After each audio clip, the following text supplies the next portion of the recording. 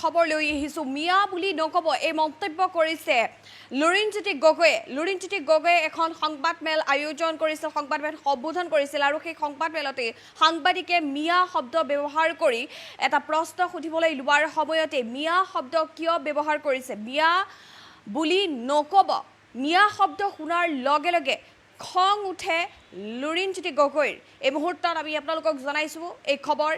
সংবাদমেলত মিয়া শব্দ শুনি খঙত অগ্নিশৰ্মা হৈ পৰে লুৰিণজ্যোতি গগৈ। অসম জাতীয় পৰিষদৰ সভাপতি লুৰিণজ্যোতি গগৈয়ে এইদৰে মন্তব্য কৰিছে, মিয়া শব্দটো কিয় ব্যৱহাৰ কৰিছে বুলি প্ৰশ্ন কৰে ওলোটাই সাংবাদিকক। এটা গুৰুত্বপূৰ্ণ খবৰ এই মুহূৰ্তত জনাইছোঁ। মিয়াৰ নাম শুনাৰ লগে লগে খং উঠিল লুৰিণজ্যোতি গগৈৰ। মিয়া নামটো শুনাৰ লগে লগে খং উঠে লুৰিণজ্যোতি গগৈৰ। সংবাদমেলত সাংবাদিকে সম্বোধন কৰিছিল মিয়া বুলি, মিয়া শব্দ প্ৰয়োগ কৰি প্ৰশ্ন কৰিবলৈ লৈছিল সাংবাদিকে আৰু সেই মিয়া শব্দ শুনাৰ লগে লগে খং উঠে লুৰিণজ্যোতি গগৈৰ। অসম জাতীয় পৰিষদৰ এখন বিশেষ সংবাদমেল আয়োজন কৰা হৈছিল আৰু সেই সংবাদমেল সম্বোধন কৰি লুৰিণজ্যোতি গগৈয়ে যিটো সময়ত মন্তব্য আগবঢ়াই আছিল, সেই সময়তেই সাংবাদিকে মিয়া শব্দটো প্ৰয়োগ কৰি প্ৰশ্ন কৰিবলৈ খোজোতেই মিয়া শব্দ কিয় ব্যৱহাৰ কৰিছে, মিয়া বুলি নক'ব, মিয়া শব্দ ব্যৱহাৰ নকৰিব বুলি খং কৰা দেখিবলৈ পোৱা যায় লুৰিণজ্যোতি গগৈ।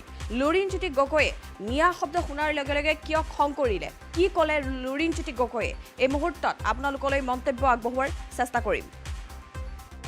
আদিমগিৰি পাহাৰ যদি মিয়া মুছলমানে দখল কৰি থাকে, শুনক, মিয়া মুছলমান নক'ব, বিদেশী না স্বদেশী এইটো কথা কওক। এইটো আপোনালোকে কিয় ব্যৱহাৰ কৰিছে, বিদেশী না স্বদেশী? বিদেশীয়ে যদি দখল কৰিছে কিয় ধৰা নাই, তেওঁলোকক কিয় কৰায়ত্ব কৰা নাই? হৈ আছে কাৰণে সুধিছো। বহুতে কৈ আছে যে মিয়াসকল কিয় মিয়াটো আপুনি কয়, বিদেশী না স্বদেশী এইটো কওক। সেইটো কওক, বিদেশী নে স্বদেশী? মিয়াসকল বিদেশী না স্বদেশী? নৌ মিয়া, নৌ ধৰ্মৰ ভিত্তিত বিদেশী চিনাক্তকৰণ কিয় ক'ব? ধৰ্মৰ ভিত্তিত উচ্ছেদ নহয়। বেলেগ বেলেগ ধৰণৰ বিদেশীয়ে আমি বিদেশীয়ে ধৰ্ম নাই, ইয়াত কোনো জাত পাত নাই। ৭১ চনৰ ২৫ মাৰ্চৰ পিছত অহা বিদেশীক কৰায়ত্ব কৰি তেওঁলোকক বহিষ্কাৰ কৰিব লাগে। গুৱাহাটীৰ আদিমগিৰি পাহাৰ যদি মিয়া মুছলমানে দখল কৰি থাকে, শুনক, মিয়া মুছলমান নক'ব, বিদেশী না স্বদেশী এইটো কথা কওক। এইটো আপোনালোকে কিয় ব্যৱহাৰ কৰিছে, বিদেশী না স্বদেশী? বিদেশীয়ে যদি দখল কৰিছে কিয় ধৰা নাই, তেওঁলোকক কিয় কৰায়ত্ব কৰা নাই?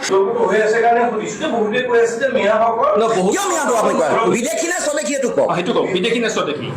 মিয়াসকল বিদেশী না স্বদেশী এইটো কওক। নৌ মিয়া, নৌ ধৰ্মৰ ভিত্তিত বিদেশী চিনাক্তকৰণ কিয় ক'ব?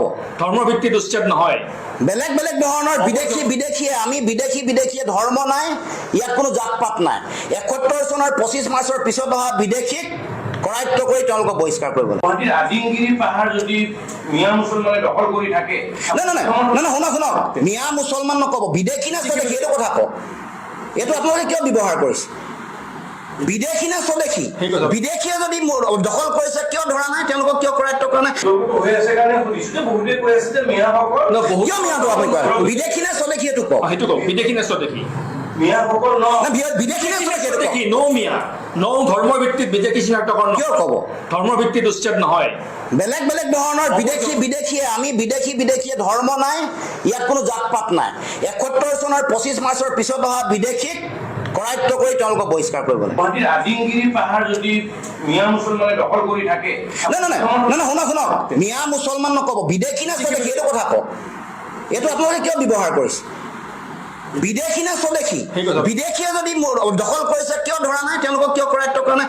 হৈ আছে কাৰণে সুধিছো। বহুতে কৈ আছে যে মিয়াসকল কিয় মিয়াটো আপুনি কয়, বিদেশী না স্বদেশী এইটো কওক। সেইটো কওক, বিদেশী নে স্বদেশী?